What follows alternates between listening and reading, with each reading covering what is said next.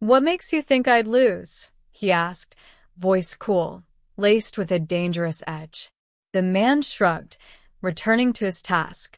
"I didn't say you would. And yet, you warned me."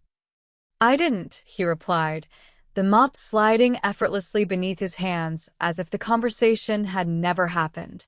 "I made a request." Marcus stared at him for another full 5 seconds, then turned and walked toward the observation area without a word. But something about his posture had shifted, barely a single hairline crack in the polished marble of his composure. David Chin didn't think much about billionaires. He thought about his daughter, Lily, about what to pack for lunch, about rent and therapy appointments, not about powerful men in tailored suits who came looking for something they couldn't name. But even as he cleaned, he knew he'd startled Marcus. He didn't mean to. He hadn't planned that line. It just came out. Something about Marcus's eyes had reminded him of people he'd seen back when he wore a different uniform, eyes that had seen too much and convinced themselves they could still carry more. He didn't spar with people like that. Not unless they asked twice. If stories about healing, quiet strength, and unexpected human connection move you, you're in the right place. Consider subscribing so we can keep bringing you stories that stay in your heart long after they end. Now, let's begin. At precisely 9:02 a.m., the scent of cedar floors and disinfectant filled the air at the Westbridge Community Dojo. The glass doors whispered shut behind Marcus Thorne, and all motion inside the dojo seemed to pause. He was not expected. He never announced visits. He preferred to observe when no one was trying to impress him. His presence alone, flawless bespoke suit, hair slicked back with an almost architectural precision, Italian leather shoes clicking softly, carried more gravity than a full room of black belts. Marcus wasn't just a sponsor. He was the name behind the billion-dollar tech empire that had single-handedly revived this center from bankruptcy. He didn't come here to be thanked. He came because he was restless, a predator in a world that had forgotten how to challenge him. While his assistant chatted with the director at the front, Marcus's eyes scanned the polished wooden floor. That's when he saw him.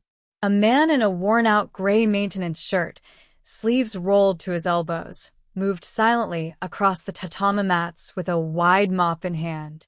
His motions were fluid, controlled, economical, almost practiced. His long brown hair, tied back loosely, framed a calm face that was focused entirely on the floor in front of him. He didn't glance up, not even when Marcus's shadow fell directly across his path. Interesting. Marcus walked closer. His shoes tapped softly. Still no reaction. No stiffness, no nervous glances. Most people looked like they were preparing for inspection when he entered a room. But this man just kept mopping. Marcus stopped a few feet away. "You're not a student here," he said, his voice a low rumble. "I clean the place," the man replied without looking up, his voice soft, almost melodic. "Doesn't mean you can't learn," Marcus offered, folding his arms. "Ever sparred?" The man finally looked up. His eyes were a quiet gray-blue, unreadable, but not hostile. There was something unshakably steady about him. Not arrogant, not defiant, just anchored. And then he said it, calmly, clearly, without a hint of mockery, his gaze meeting Marcus's with an unsettling directness. "Only if you promise not to cry." It was as if someone had cracked a ceramic vase in the middle of a silent temple. A ripple passed through the room. One of the younger instructors paused mid-demonstration, mouth slightly open. Even the director at the front desk had turned to look. Marcus didn't flinch, but inside, something stung. He narrowed his eyes, unsure whether to be offended or impressed. "What makes you think I'd lose?" he asked, voice cool, laced with a dangerous edge. The man shrugged, returning to his task. "I didn't say you would. And yet, you warned me." "I didn't," he replied, the mop sliding effortlessly beneath his hands as if the conversation had never happened. "I made a request." Marcus stared at him for another full 5 seconds, then turned and walked toward the observation area without a word. But something about his posture had shifted, barely a single hairline crack in the polished marble of his composure. David Chin didn't think much about billionaires. He thought about his daughter, Lily, about what to pack for lunch, about rent and therapy appointments, not about powerful men in tailored suits who came looking for something they couldn't name. But even as he cleaned, he knew he'd startled Marcus. He didn't mean to.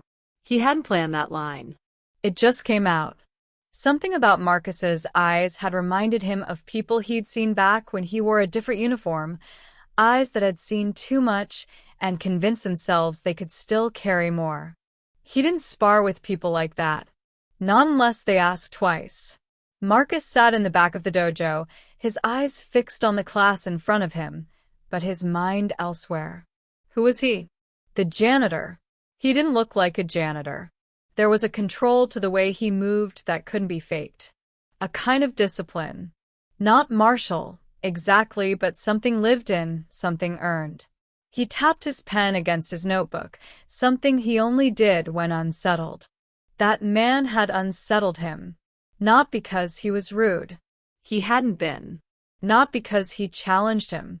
He hadn't done that either. It was the way he said it. Only if you promise not to cry, it wasn't bravado. It was something else. Something gentle, protective, disarming. It made him angry, and that anger puzzled him more than anything. Later that afternoon, Marcus stood at the glass exit, waiting for his car. He glanced sideways, and there he was again, by the maintenance closet, rolling up the hose. His daughter, a small girl with sandy brown hair and large, solemn eyes, stood nearby drawing something in a notebook. The girl didn't speak, just stared at him. Marcus gave her a polite nod. She didn't nod back. Instead, she tore the page from her notebook and walked over, her small sneakers silent on the dojo floor. She handed him the drawing, then returned to her father without a word. Marcus unfolded the paper. It was a sketch. A man, clearly him, standing in a dojo alone, his face stern. But above his head, instead of sunlight, there was rain. Something tight clenched in his chest. He folded the paper quietly, slipping it into his leather folder without comment. Then he turned toward the doors, heels tapping, eyes forward, but his thoughts undeniably still behind him. Marcus Thorne never returned to the same dojo twice, not unless it was absolutely necessary. He believed in structure, rotation, and strategic delegation. Repetition was for those who lacked discipline. Yet, 2 days later, his sleek black sedan eased once again into the narrow parking space behind the West Bridge Community Dojo. This time, he didn't wear his usual power suit. He told his assistant he needed to evaluate instructional consistency. No one questioned him. They never did. Marcus's presence was authority enough. But deep down, he wasn't there for policy. He was there for the janitor, David Chun. The man with the quiet eyes and mop-wielding calm. The man who said, "Only if you promise not to cry." That line had looped in his mind like a mantra. He didn't know whether it was meant to disarm or provoke. All he knew was it had stayed with him longer than it should have. As he stepped inside the dojo, the air greeted him with that same cedar-scented stillness. David wasn't in sight, but someone else was. A small girl sat cross-legged on a wooden bench near the sidewall. She looked about 7. Her sandy brown hair fell just past her ears, and her shoes had tiny scuff marks along the toes. In her lap sat a sketch pad. Her hand moved steadily, pencil gliding without pause. Marcus would have walked past her entirely if not for the moment her eyes lifted. She didn't smile. She didn't blink. She just looked, not like a child stargazing at someone important. No awe, no fear, just presence. Deep and unfiltered. Marcus slowed, unsure why. "You must be David's daughter," he said. No answer. "Lily, right?" Still nothing, but her pencil never stopped. Feeling unexpectedly awkward, he gave a polite nod and walked on. From behind, he could feel the girl's eyes linger long after he turned the corner. The class was mid-session. Young adults, some teens, and one or two seniors, all dressed in white GIs, moved in rhythm under the guidance of Sensei Tanaka, a stocky woman in her 60s with soft eyes and strong hands. Marcus took his usual place in the rear of the room, but his focus wasn't on the techniques. He was scanning the hall for David. David appeared 20 minutes later, pushing a bucket with 2 folded mats resting across his shoulder. He moved like he belonged to the walls. Not part of the noise, just part of the necessary silence. When Marcus caught his eye, he nodded once, respectfully. No smile, no smugness, just acknowledgement. Marcus held his gaze for a second longer than he meant to, but David was already looking away. At lunch, Marcus lingered longer than usual, pretended to check flooring near the training ring, pointed out a few scuffs to the director. Nothing urgent. His eyes found David again as he sat on the floor near the supply closet, adjusting a ventilation panel. Lily sat beside him, still drawing. They didn't talk much.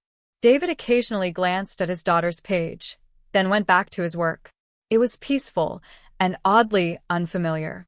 Marcus had spent his life in boardrooms filled with voices trying to be louder than the last. This quiet between father and daughter, it wasn't silence. It was something better. He stood there longer than he should have, then finally turned to leave. That's when Lily stood up. She walked toward him without a word, her sketch pad clutched in both hands. Marcus braced for something, though he didn't know what. Lily stopped 2 feet from him and held the page forward. He hesitated, then took it. The drawing was crude, as expected from a child, but it had weight. A man stood in the center of the page, his posture strong, but slumped. He wore a GI martial arts attire. Around him, thick gray lines suggested falling rain. One hand was over his chest, as if holding something in. The other hung limp at his side. His face was expressionless, but somehow broken. No words on the page, just the image. Lily said nothing, and before Marcus could find a response, she turned around and returned to David's side. He looked up to find David watching. He didn't ask what Lily had shown him. He didn't have to. Marcus folded the drawing carefully and slipped it into his coat pocket, then left. This time, he didn't walk quite as straight. That evening, back in his penthouse overlooking the bay, Marcus poured himself a glass of single malt scotch and stood by the floor-to-ceiling window. The city lights below shimmered like stars fallen to earth. His phone buzzed with calendar alerts, investor meetings, design deadlines, an awards ceremony he was expected to attend. He ignored it all. Instead, he took out the drawing. He looked at it for a long time. Long enough for the glass in his hand to gather condensation. Long enough for his breath to fog the window. Long enough to realize he had never told anyone about the rain. Not the literal storm that night on the mountain. Not the weight he'd carried ever since. And certainly not the quiet ache that had settled deep inside, wrapped in discipline and routine like a patient wound left untouched. But somehow, a 7-year-old had drawn it. Not the storm he endured, but the one he never allowed to pass. Marcus Thorne sat at the head of the conference table, his hands resting on a sleek folio of quarterly projections. Around him, voices buzzed. Terms like vertical integration, international rollout, and projected risk floated above polished mahogany. He heard none of it.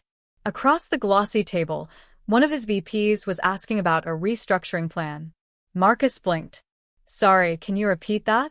An awkward pause followed. He never asked for anything to be repeated. Ever. The VP cleared his throat. I was saying, the projected merger timeline has been pushed up. They're requesting sign-off by Friday. Marcus nodded slowly, forcing his mind to re-engage. I'll review it tonight. But he wouldn't. He'd already read the report twice. He just couldn't focus, because his mind was stuck somewhere else. Not in a boardroom, not in a battle of margins or market share, but back on a wet mountaintop where a boy had fallen. It had been 18 years, and he still heard his voice. Come on, Michael, he'd said the day his younger brother begged not to go. It's just a hike. You need to toughen up. Strong people don't make excuses. Michael had been 16. Marcus had been 26, and far too convinced he knew what strength looked like. Michael fell during a descent. They said it was an accident, loose footing, bad weather. But Marcus had made him go, had told him real strength meant pushing through fear. He hadn't spoken those words since, but he hadn't let them go either. Now, the image of that crude pencil drawing, his figure standing in the rain, hand over heart, wouldn't leave him. Lily had seen something, and he couldn't explain how. Later that week, Marcus returned to the Westbridge dojo, not because of meetings or programs or public appearances. He came because he needed quiet. He found David in the equipment room, fixing the latch on a sliding panel with a flathead screwdriver. Lily sat on the floor nearby, humming softly as she sketched. Marcus lingered by the doorway. David looked up. "Didn't think you'd be back so soon." Marcus offered a dry smile. "I don't always plan these visits. Sometimes, I just show up." David wiped his hands on a cloth. "That explains the heels last time." Marcus chuckled, a sound that startled even himself. He took a step inside. "Can I ask you something?" he said. David nodded. "What did you do before this?" His eyes held Marcus's for a moment. Then he spoke quietly. "Firefighter for 12 years. Marcus blinked. "Really?" "Station 37. I left 5 years ago." "What happened?" David's jaw tensed slightly, but not from anger. It was the kind of stillness that came from holding something with care. "My wife," he said. "Fire, structural collapse." Marcus didn't speak. David continued, voice even. "I was first on scene. Couldn't get to her in time." Something inside Marcus paused. "I'm sorry," he said, and meant it. David nodded, accepting the words without needing to thank him for them. For a moment, the silence between them felt less like emptiness and more like understanding. Then David added, "After that, I couldn't walk into another burning building. But I still needed to show up for someone, so I found floors to clean, lights to fix, and a girl who still needed breakfast every morning." He looked over at Lily, who was now curled up on the mat, still sketching. Marcus asked, "Do you ever miss it? The adrenaline, the purpose?" David thought for a moment. "Sometimes," he said. "But you don't need fire to feel alive. Sometimes it's enough just to stand still and not fall apart." Marcus looked at him, the words sinking deeper than he wanted to admit.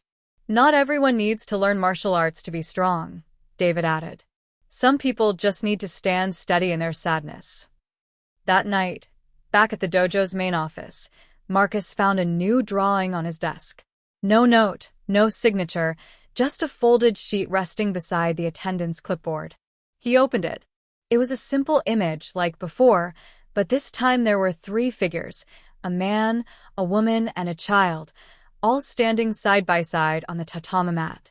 The man in the middle, clearly Marcus, stood tall, expression unreadable. The girl held his hand. The woman stood beside them. But one thing stood out.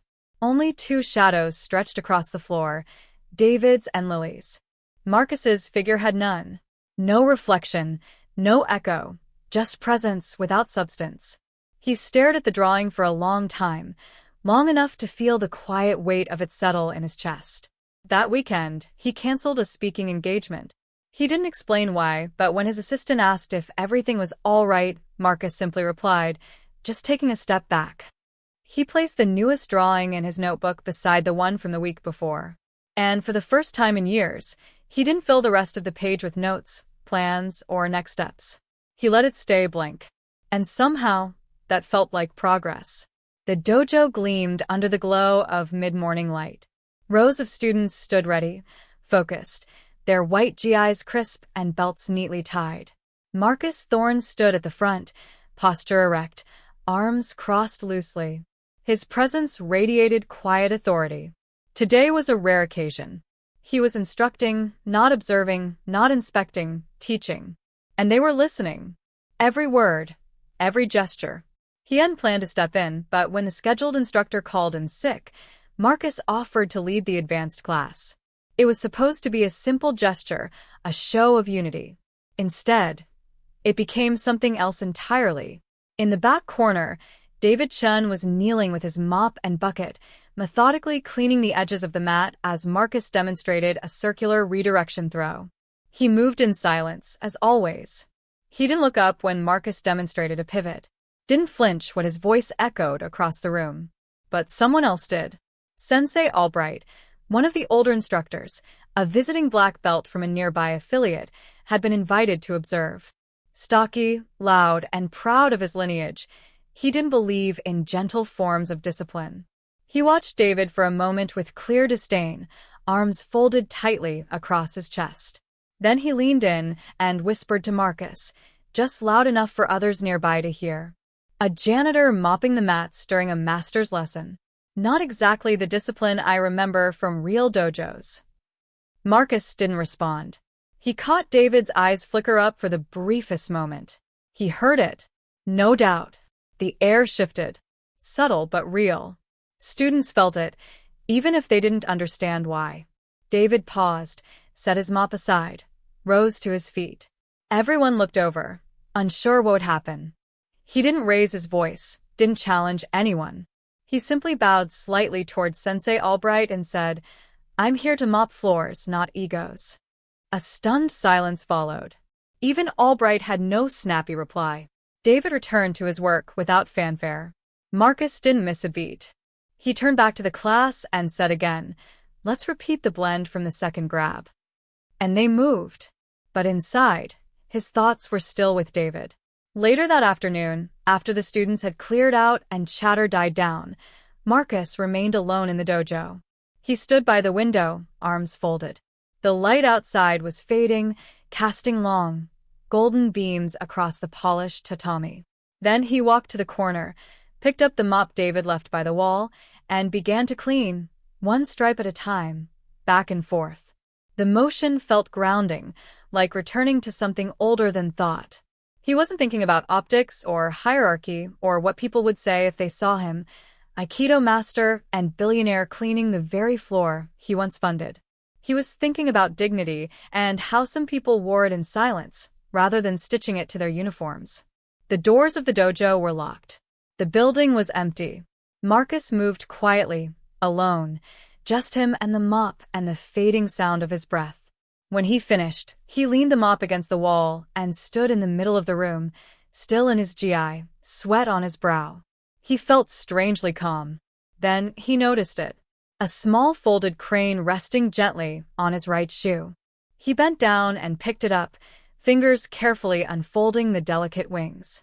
A short note was tucked inside, handwritten in the careful but slightly crooked style of a child still learning letters. "You lost a match, but not to my dad."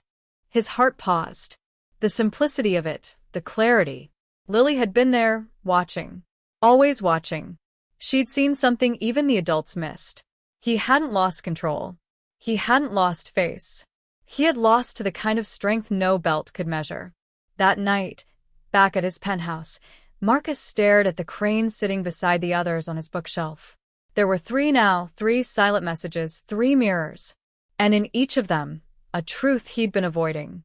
He could disarm an opponent in under 3 seconds.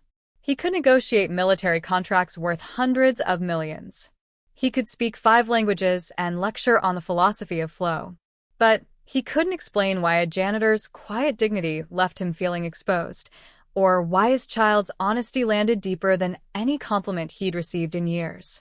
He poured himself a glass of water, turned down the lights, and sat in stillness. He didn't cry, but he let himself feel it. And that, for Marcus Thorne, was far more rare. The early afternoon sun filtered softly through the high windows of the dojo, casting long golden rectangles across the mat. Marcus stood with his arms crossed, watching a small group of children stumble through basic Aikido footwork. They were a mix of backgrounds, some neurodiverse, others dealing with emotional trauma, a few simply shy or withdrawn. None of them moved with confidence. Their steps were hesitant, their posture curled inward, as though afraid to take up space. The lead instructor was doing his best, patient, composed, but it was clear. The kids weren't connecting. Marcus frowned. Then his eyes shifted to the far wall where David was kneeling beside a loose board, screwing it back into place. Lily sat cross-legged nearby, drawing as always. David had a calmness that didn't fade even when others faltered. There was no urgency in him, no tension, just presence. Marcus turned back to the children, watching one boy hesitate before taking a step, then freeze altogether. The instructor gently corrected him, but the boy just stood there, head down. That was it. Marcus crossed the mat and approached David, his voice low but clear. "Can I speak with you?" David looked up, mildly surprised. He stood, brushing off his hands, and followed Marcus to the side. "I need help with the special kids class," Marcus said. "They're not responding to standard instruction. I think you could reach them." David tilted his head. "Me? You have something the other instructors don't," Marcus said. "You don't push, you listen, you wait. That matters with children like these." David looked over at the group, now clumsily practicing roles under the instructor's guidance. "I don't know," he said slowly. "I'm not a teacher." Marcus raised an eyebrow. "You teach your daughter?" David gave a faint smile. "That's different." Marcus stepped closer. "You have a gift, David. I'm asking you seriously." David's eyes softened, but his voice remained steady. "I'm not good at teaching how to strike or throw," he said. "I just know how to get up when the world falls apart." The words hit Marcus harder than he expected. He took a breath. "And maybe that's exactly what they need." David shook his head gently. "I fix things, Marcus. Floors, doors, sinks. I'm not qualified to teach in a place like this." His tone wasn't defensive. It wasn't dismissive. It was simply final. But Marcus felt it like rejection. His shoulders tensed. His voice lost some of its polish. "You think I would have asked if I didn't believe in you," he said. "Or is it that you're afraid to be seen doing something that matters?" David's jaw tightened, but not in anger, more like sadness. "Some things," he said quietly, "don't need to be seen to matter." Marcus stared at him, unsure what he was more upset about, his humility or his own pride being bruised. Before he could speak again, a small hand slipped into his. He looked down. Lily. She had approached without a sound, her sketch pad tucked under one arm. She didn't say anything at first, just looked up at him with those wide, unblinking eyes. Then, softly, "My dad teaches well. Grown-ups just don't listen." Marcus swallowed. The words were simple, but they didn't feel small. They felt earned. Lily gave his hand a gentle squeeze, then returned to her corner. David watched the exchange, without saying a word. But his face had changed. The lines around his mouth had softened. There was something unreadable in his eyes. Maybe guilt. Maybe gratitude. Maybe both. Marcus turned to go. He didn't argue further. Didn't push. He just walked back toward the children, his shoes silent on the mat. But inside, a part of him had taken a step backward. Not in retreat, in humility. And sometimes, as he'd learned on the tatama long ago, a step backward was the only way to regain balance. That evening, as the dojo emptied out and the sun dipped low behind the roofline, Marcus lingered longer than usual. He didn't stay to supervise, didn't stay to instruct. He just stayed, watching the place slowly return to silence. David passed by, rolling his mop bucket toward the closet.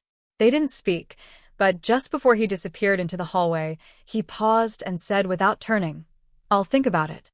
Then he was gone. Marcus didn't smile, but his grip on the clipboard loosened. Later that night, when he reached for his bag by the changing bench, he found something tucked beneath it. A folded piece of paper. Another drawing. 3 figures on a tatami mat. A man, a woman, and a child. This time, Marcus had a shadow. Just the faintest outline beneath his feet, barely there, but present. He folded the drawing carefully and placed it in his notebook.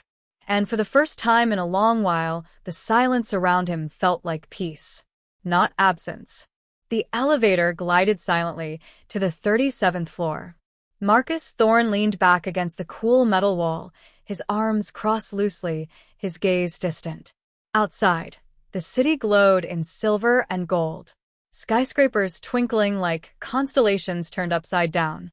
His penthouse welcomed him with its usual pristine silence.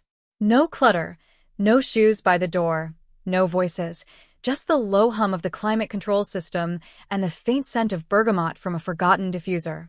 He slipped off his shoes, crossed the hardwood floor, and dropped his bag on the marble counter. Another long day at the dojo. Another silent exchange with David. Another quiet glance from Lily that felt like it knew more than it should. Marcus poured a glass of water, took a sip, and stood by the floor-to-ceiling window. The reflection in the glass was crisp. Hair still intact, shoulders squared, spine straight as a blade, a warrior's posture unbending. But something inside him was tired. He turned off the lights and walked to the bedroom, tugging open the drawer beside the bed. 3 folded paper cranes sat neatly in the corner. He touched them without unfolding, just pressing his fingers against the creases, as if hoping their messages would seep into his skin. Then he laid down, closed his eyes, and the past returned like a tidal wave. The air had been thin that day, clear, sharp, biting.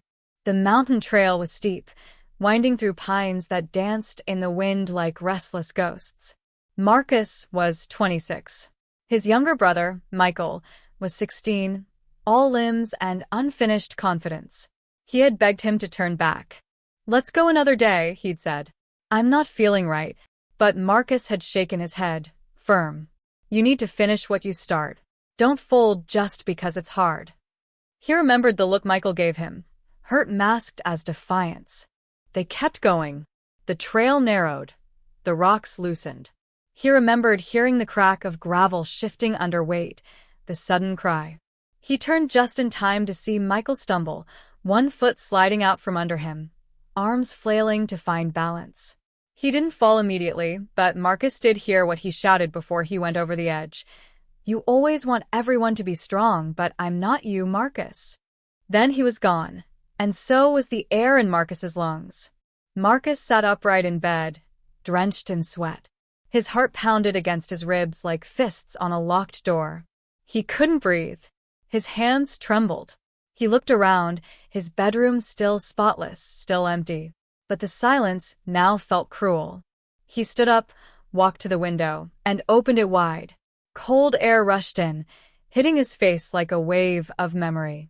He closed his eyes and let it sting. It was still dark when he arrived at the dojo. No students, no instructors, just the echo of his footsteps on the polished floor. He walked slowly, barefoot, letting the quiet wrap around him. The training mats lay untouched. The sun hadn't yet risen. Everything was still. He approached the far end of the room where a low wooden platform held a few folded GIs and spare pillows. And there it was, resting under a thin pillow, almost hidden. Another paper crane. He picked it up with both hands, more careful than before. It was pale blue this time. Unfolded, the writing was clear and precise, as if the child had taken extra time with every letter. Asterisk, you don't need to be stronger. You just need to forgive. Asterisk. Marcus sat down on the edge of the platform, crane in hand, his fingers curled around the thin paper. He looked around the room, empty, yet somehow not alone. And for the first time in years, he whispered aloud, "I'm sorry, Michael."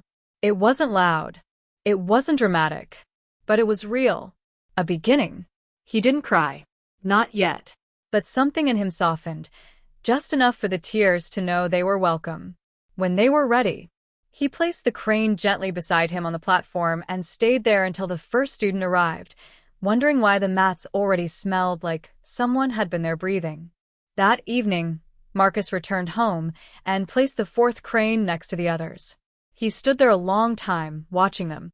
For small paper birds, each folded by tiny hands, carrying words heavier than most adults dared to speak.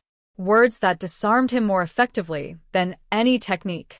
He wasn't ready to share his story with David. Not yet. But maybe, just maybe, he was beginning to understand why he carried himself the way he did. Not to impress, not to win, but to stand when others couldn't. The air in the dojo was too still. Marcus stood at the front of the class, arms rigid at his sides, eyes narrowed on a teenage student who was frozen mid-movement. His stance was off, weight too far back, wrist bent incorrectly, feet unbalanced. He had corrected him twice already. But the boy hesitated again, his eyes flickering with uncertainty. No, Marcus said, sharper than usual. Reset. The student tried, fumbled, his shoulder hunched as if bracing for an impact that never came. You're anticipating, he snapped. That's not what Aikido is. You're not here to flinch. You're here to listen, to feel again.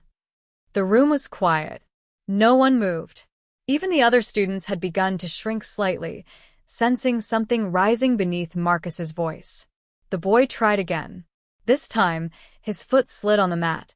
He stumbled forward. That was it. Marcus's voice cut through the air like a whip. Stop. The sound bounced off the walls, far louder than he intended. His breath caught. His pulse thudded against his collarbone. Everyone in the room froze. No one dared meet his eyes. The teenager lowered his head, shame flooding his posture. Marcus's chest rose and fell. He had never raised his voice like that in a class before, not once. He opened his mouth to speak, to soften the moment. But the words wouldn't come. His throat had tightened. His own discipline had betrayed him. And then, from the entrance of the dojo, came a voice. Low, steady, unapologetically kind. It seems like the floor doesn't need cleaning today. Marcus turned his head sharply. David stood by the doorway, holding a cloth in one hand, mop in the other. He bowed his head gently, then added, almost as an afterthought, it's already crying. The silence that followed was not the same kind of silence from earlier. This one was softer, heavier. It pressed on the walls, the breath in every chest. Marcus looked at him. Really looked at him. And for the first time in a long while, he felt exposed. He didn't feel attacked. He didn't feel challenged. He just felt seen. The teenage boy stood frozen in place. The rest of the class didn't know what to do. Marcus's authority had never cracked before. But David didn't gloat. He didn't lecture. He just turned and quietly walked back into the hallway. Marcus stood in the center of the room, not moving. His hands were shaking. No one noticed that part. He didn't say another word. He bowed to the class and dismissed them with a nod. Then he walked calmly, gracefully, through the back corridor until the moment the door shut behind him and his back hit the wall and the tears finally came. He didn't cry like a child. Not loudly, not messily, but like someone who had fought too long, someone who'd been carrying armor for so many years. She forgot it wasn't her skin. Tears slid down his cheeks quietly. No sobs, no shudders, just the kind of crying that felt like letting go. Not of strength, but of pretense. He stayed in that hallway for a long time, listening to the distant shuffle of shoes, the echo of someone practicing falls, the hum of the building exhaling its daily breath. Eventually, he wiped his face, straightened his GI, and walked back into the dojo. Empty now.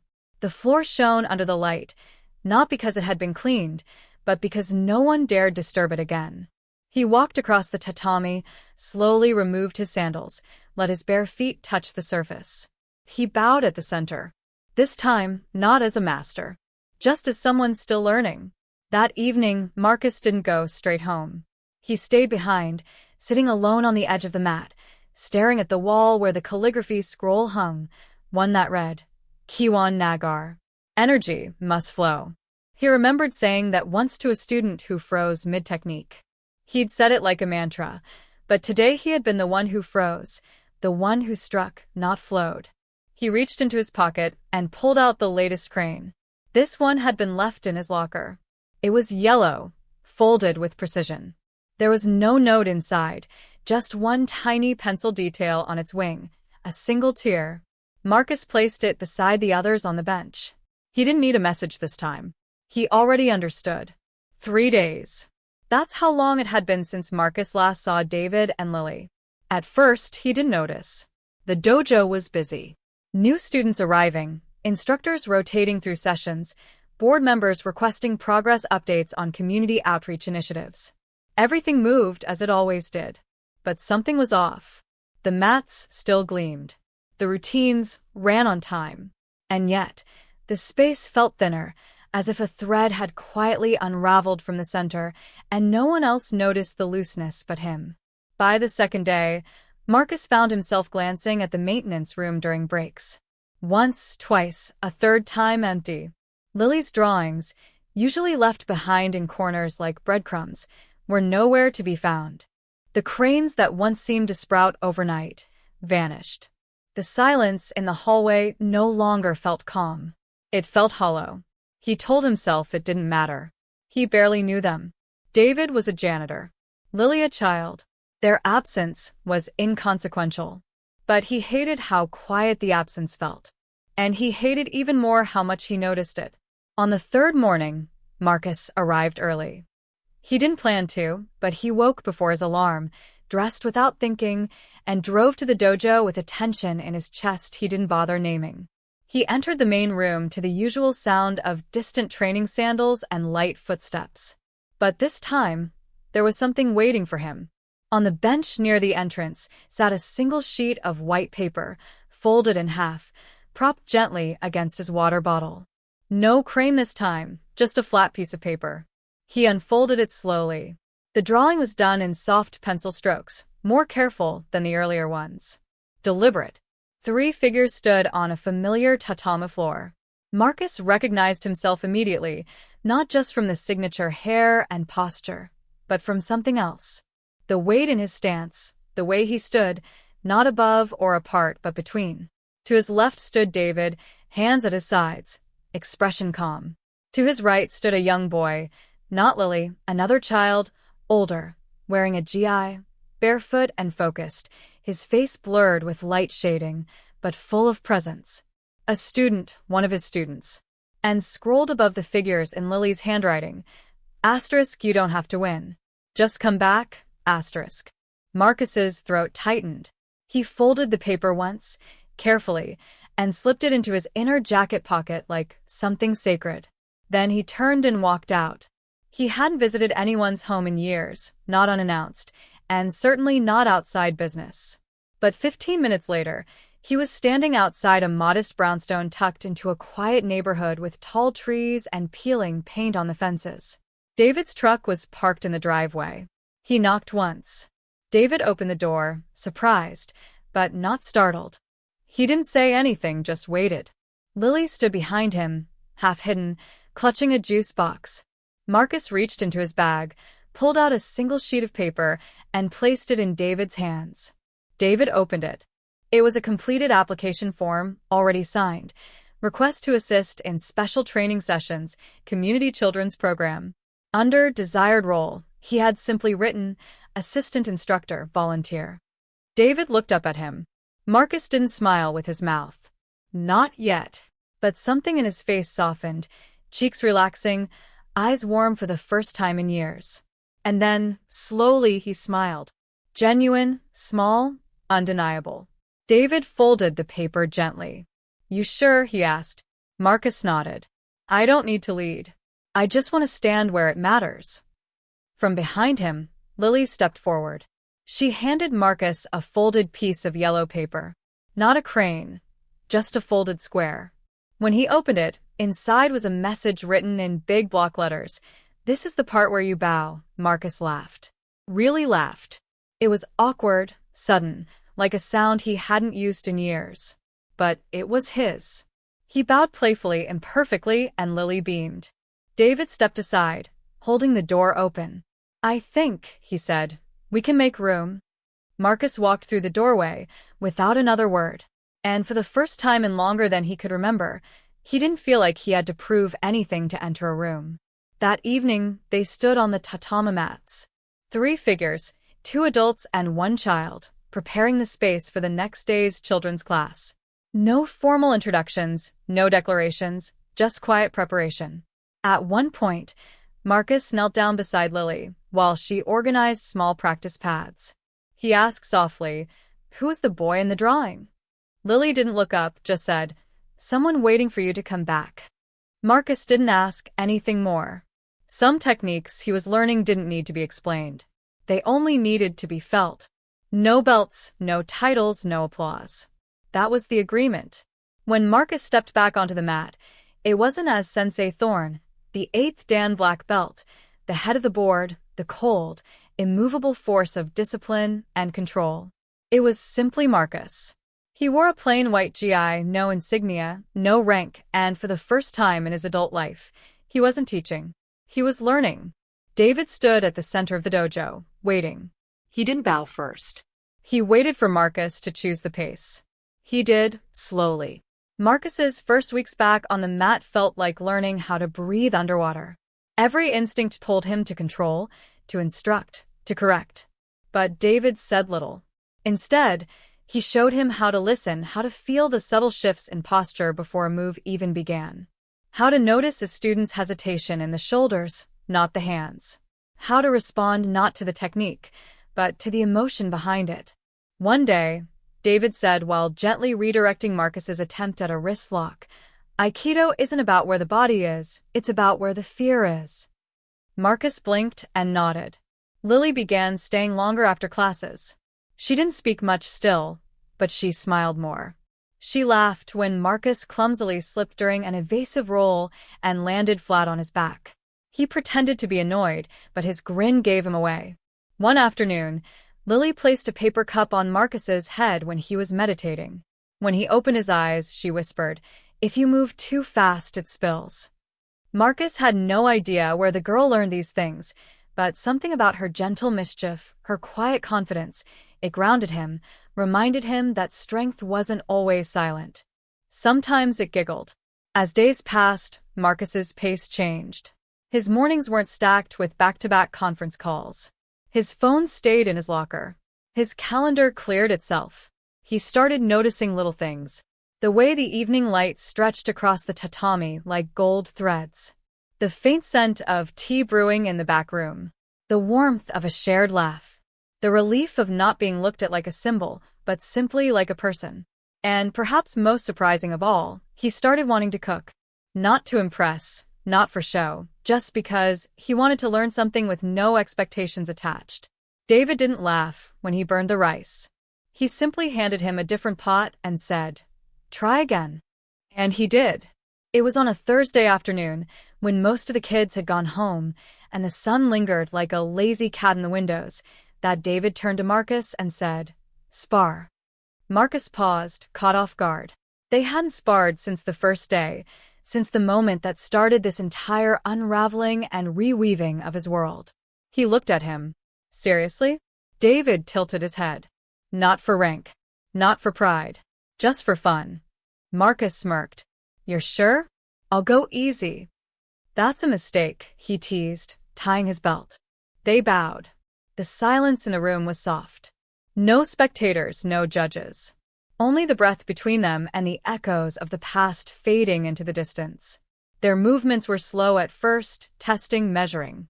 Marcus's technique was razor-sharp, honed by decades. David's was looser, grounded in instinct and lived experience. Not flashy, but incredibly hard to shake. They flowed, push, yield, step, redirect. Their feet barely whispered on the mat, but their energy told a full conversation. David smiled once when Marcus tried to feint that failed. Marcus laughed when David tried to throw and ended up off balance. It wasn't about who was better. It was about who was present. At one point, David swept low and Marcus countered with a clean pivot and pin, textbook perfect. David tapped the mat. "Point," he said, breathless. Marcus nodded, sitting up. They sat side by side on the edge of the mat, legs stretched out in front of them. "You still move like a hurricane," David said, wiping sweat from his brow. "And you still talk like a fortune cookie," Marcus replied. He chuckled. Then, quieter, he asked, "Do you ever wish you could win? Just once against me?" Marcus turned to him. His eyes, no longer armored with ice, softened. "No," he said. "I just want to stop losing to myself." For a moment, neither said anything. Outside, the leaves rustled against the window panes. A breeze slipped through the open doors. The dojo smelled faintly of tatami and chamomile tea. Lily walked in just then, holding 3 paper fans, one for each of them. Each had a drawing. Marcus's fan had a tiny scribbled mountain with a small figure climbing up. David's had a spiral, perhaps a storm, or maybe a heart. Lily's had the 3 of them drawn as stick figures, all holding hands. She placed the fans in their hands and sat between them. No words were needed. In that silence, Marcus realized something powerful. For the first time in his life, he wasn't fighting. He was being. And that, perhaps, was the quietest and strongest technique of all. The banner stretched across the front of the community center read in bold calligraphy, "Statewide Aikido Demonstration, hosted by Westbridge Community Dojo." Inside, the space had transformed into something almost sacred. Rows of neatly arranged tatami mats, polished windows reflecting crisp sunlight, and folding chairs set up for a full house. Dozens of young students, instructors, parents, and guests moved in coordinated chaos, prepping uniforms, adjusting sashes, double-checking sound systems.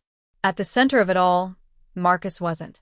He wasn't adjusting microphones or giving orders. He wasn't at the podium or warming up in the main ring.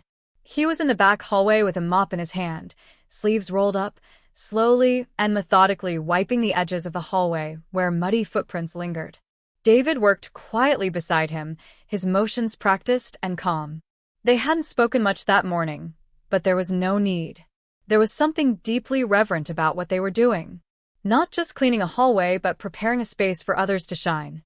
From time to time, someone would walk by and freeze for a beat, startled to see the Marcus Thorne wiping down corners like a janitor, but he never flinched, never explained, only smiled and kept working. The students were lining up now, instructors calling names, chatter, laughter, light nerves in the air. The media was here, too. Local press, bloggers, a few martial arts publications.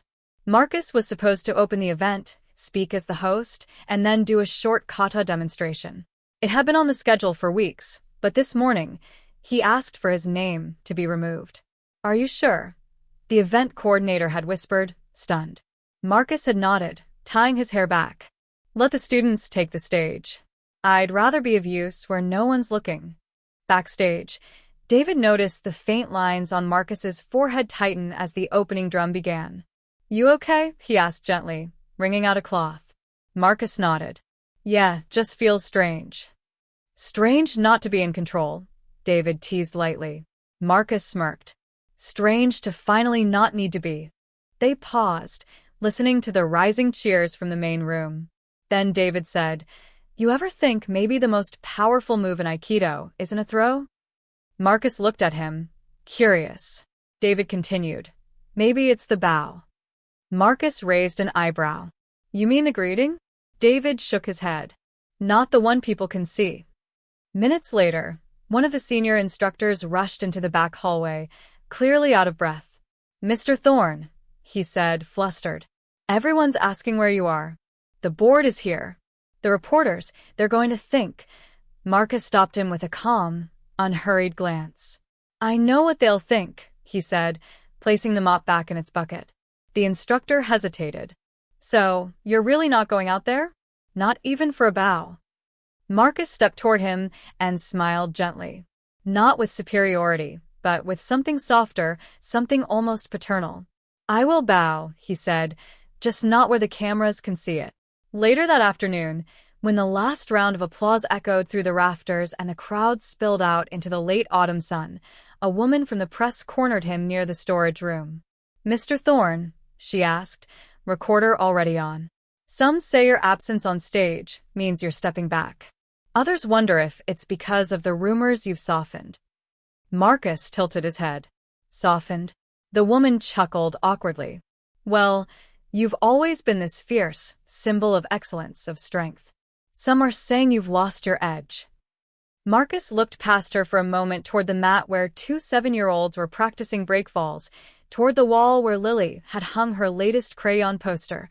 "Aikido is when your heart listens before your hands move." Then he turned back to the reporter and answered quietly, "This is the first time in my life I've bowed and not felt ashamed." The reporter blinked, confused. "Ashamed?" Marcus didn't clarify. He didn't need to. That evening, when the last chair was folded, the last trophy handed out, and the center empty to only a few staff cleaning up, Marcus found himself again with a mop. David was drying mats, whistling softly under his breath. Lily was drawing in the corner, humming. Marcus paused his work and asked, "Did you ever imagine your daughter would be the one who sees through everything?" David looked over at Lily and smiled. She's got eyes that don't just look, they understand. Marcus nodded slowly. I used to think I was the strong one in my family, he said. But the truth is, I spent most of my life afraid of what would happen if I ever stopped winning. David leaned on the mop handle beside him. And now? Marcus looked up at the banner, still hanging from the ceiling, wrinkled, slightly crooked, but proud. Now I want to teach others how to stop fearing that, too. As they prepared to leave for the night, Marcus turned to David one last time and said, You know, I think you were right. David raised an eyebrow. About what? Marcus smiled. The invisible bow. It's the hardest one. David chuckled, tossing his towel over his shoulder. But also the most honest. They turned out the lights together, and for the first time, Marcus walked away from the mat. Not as someone who had stepped down, but as someone who had finally stepped in. The dojo was quiet that morning. No students yet, no clashing feet on tatami, no sounds of practice, swords slicing the air, just sunlight spilling like liquid gold across the mat and the faint creak of the door opening. Marcus stepped in. He wore a plain white GI, no belt, no insignia, no titles, just fabric and breath and the sound of his own footsteps. His hair was tied simply, his face calm. Not the face of the undefeated fighter or the CEO who silenced boardrooms with a stare, but the man beneath it all, one who had finally stopped running from himself. At the far end of the mat stood David. Beside him, Lily held something in her small hands, clutching it as if it were made of glass. They both turned as Marcus approached. He stopped just before them. And then he bowed low, deep, unhurried. A bow not from pride or from habit, but from something more sacred, from humility, from understanding, from a kind of strength no dojo ever taught. When he rose, Lily stepped forward and placed something gently into his palm. A crane. Soft white paper, carefully folded, the edges worn from being held for too long. On its wing, in small, almost shaky letters were the words, You cried, but this time it was to grow.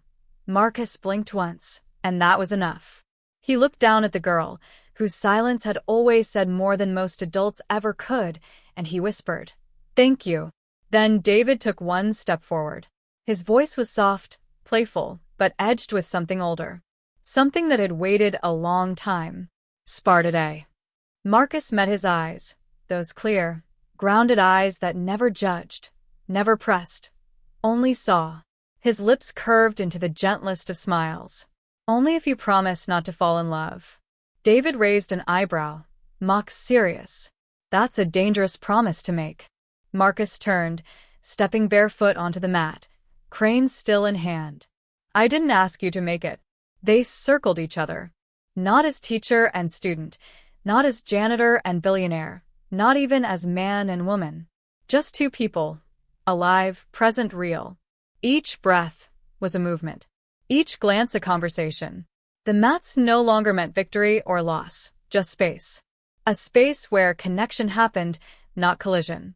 They sparred lightly, laughing at off-balance steps, smiling at near misses, reading each other not by force, but by rhythm. Marcus moved with grace, but no longer with the need to prove.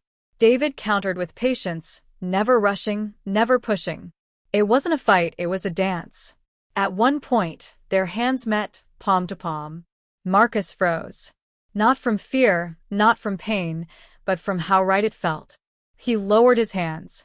David did, too. And then there was stillness. Afterward, they sat at the edge of the tatami, catching their breath. Outside, the wind chattered through the autumn leaves. Inside, time slowed. David spoke first. You've changed the way I see this place. Marcus chuckled softly. You're the one who made me see it at all. Lily, sitting quietly nearby, began folding another piece of paper. Small hands, careful, precise. David added, You know, I was never afraid of you. Not really. Marcus tilted his head. Why not? Because the first time I looked in your eyes, I didn't see power. I saw someone trying not to drown in it.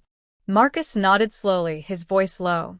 And the first time I saw you, I thought, what's a man like that doing holding a mop?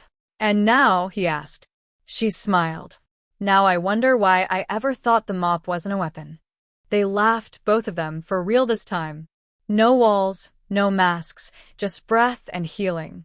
As the sun began to shift, painting long golden shadows across the floor, Marcus stood. I don't know what comes next, he admitted. David rose beside him. Me neither. Lily came over holding up the freshly folded crane. She didn't say anything. She didn't need to because they both understood now. Healing isn't loud. It doesn't come with applause. It comes with quiet steps on quiet days in places where silence is finally safe. Marcus took the crane and looked down at Lily. Do you think I'll ever be strong enough? Lily shrugged, grinning. I think you already are. They walked out of the dojo together, not holding hands, not saying much, but side by side, step for step. And for the first time in his life, Marcus didn't feel like he was falling behind. He felt found. If this story touched your heart, we'd love to know where you're watching from. Take a moment and share your city or even just a hello in the comments below. You never know, your words might make someone's day. And if you'd like more stories that remind us of the quiet strength in everyday people, feel free to subscribe. No pressure, just a warm invitation. Thank you truly for spending your time with us today. We're grateful to be part of your day. Until next time, take care of yourself and those you love.